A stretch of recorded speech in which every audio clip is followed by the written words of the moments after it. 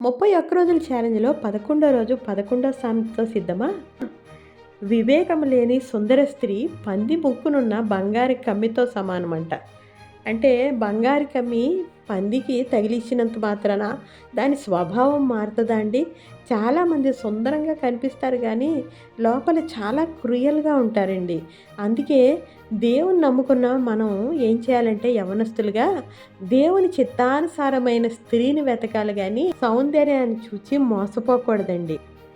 వెదజల్లి అభివృద్ధిని పొందువారు కలరు, తక్కువ ఇచ్చి లేమికి పోయిన వారు కలరంట. అంటే మనం డబ్బు దాచుకుంటే అది నిలవదు కానీ మనం దాతృత్వం కలిగి ఔదార్యం కలిగి ఉన్నప్పుడు దేవుడు మన మంచితనాన్ని చూచి మన అనేక విధాలుగా అభివృద్ధి పరుస్తాడు. ఔదార్యం కలవారికి అభివృద్ధి కలుగుతుంది, నీళ్లు పోయేవానికే నీళ్లు పోయబడుతుందంట.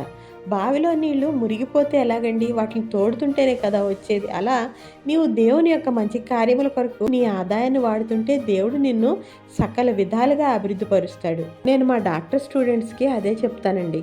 మీరు బాగా ధనం సంపాదించాలని డాక్టర్ వృత్తిలోకి వచ్చారేమో కానీ మీరు బాగా అభివృద్ధి నంది ధనం సంపాదించి మీరు చనిపోయే రోజు వెనక్కి తిరిగి చూస్తే మీకు మిగిలేది ఏంటంటే నువ్వు సంపాదించిన ధనంతో పాడైపోయిన నీ పిల్లలు తప్పితే నీకు ఎవరు మిగలరు. అలా కాకుండా రోజుకు ఒక్క పేషెంట్నైనా ఉచితంగా ఒక సర్జరీ చేసో ఓపీ చూస్తే వాళ్ళందరూ నీకు గుర్తుకొస్తారు. వారికి నువ్వు చేసిన మేలును బట్టి వారి కృతజ్ఞతా హృదయంతో వారు చేసే ప్రార్థనలు దీవెనలు నిన్ను నీ కుటుంబాన్ని సంరక్షిస్తాయని చెప్తాను.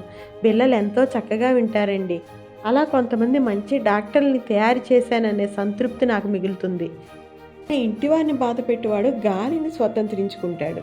చాలామంది తాగుడు వ్యసనానికి బానిసలైపోయి లేదంటే వారికున్న ధనాన్ని బట్టో ఉద్యోగాన్ని బట్టో అహంకరించి ఇంట్లో వారిని భార్యని ఎంతో బాధ పెడుతూ ఉంటారు. యజమానుడిగా నీవు వారిని ప్రేమించాలి, వారిని రక్షించాలి కానీ వారిని బాధ పెడితే తను మరణించే సమయానికి తను ప్రేమించే వాళ్ళు ఈ భూమి మీద ఎవరూ మిగలరు.